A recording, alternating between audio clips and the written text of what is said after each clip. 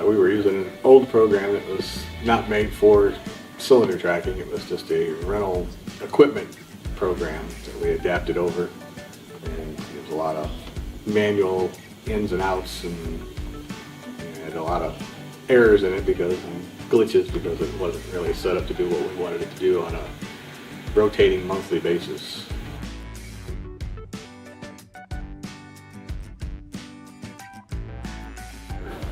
When we go out and do audits, I mean, our audits are a lot closer to what they used to be. I mean, you know for sure, okay, you miss 1 or 2 tanks here or there, but before it was quite a few more. Plus our rental has went up.